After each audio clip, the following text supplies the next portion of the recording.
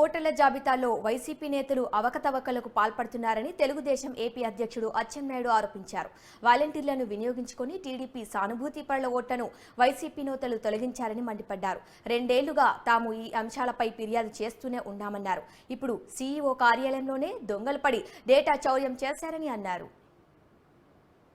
ఎన్నికల విధానంలో మ్యానిపులేట్ చేసి ఓటర్ లిస్టుల్ని అవకతవకలు చేసి అధికార యంత్రాంగాన్ని, గ్రామాల్లో ఉన్నటువంటి వాలంటీర్లని, గ్రామ సచివాలయ సిబ్బందిని ఉపయోగించుకొని ఎన్నికల్లో లబ్ధి పొందాలని చెప్పి మొదటి నుంచి జగన్మోహన్ రెడ్డి ఒక ప్రణాళిక వేసుకొని వెళ్తున్నాడు.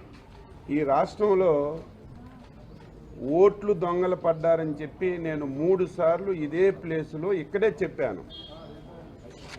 మొత్తం ఈ రాష్ట్రంలో వాలంటీర్లను ఉపయోగించుకొని ఇంటింటికి వెళ్ళి ఎవరు ఏ పార్టీకి చెందిన వాళ్ళు, తెలుగుదేశం పార్టీ, జనసేన, XY పార్టీలకు చెందినటువంటి వారి యొక్క ఇన్ఫర్మేషన్ తీసుకొని వాలంటీర్లు ఓట్లన్నీ కూడా ఎత్తేస్తున్నారని చెప్పి గత సంవత్సరం 2 సంవత్సరాల నుంచి చెప్తూ వచ్చాం.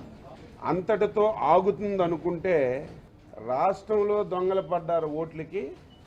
ఇప్పుడు ఏకంగా సీఈఓ కార్యాలయంలోనే ఓట్లు దొంగలు ప్రవేశించారు. ఎంత క్రిమినల్ మైండ్ అంటే ఇటువంటిది ఊహకే అందడం లేదు. ఈరోజు ఉదయం మా పార్లమెంట్ సభ్యులు ఢిల్లీలో చీఫ్ ఎలక్షన్ కమిషన్కి కూడా కలిసి ఇదే డిమాండ్ చేశారు.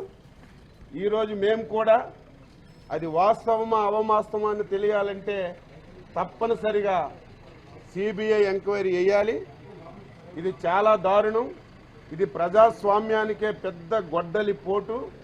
ఈ రకంగా అయితే ఎన్నికలు ఏ రకంగా జరుగుతాయో మనందరం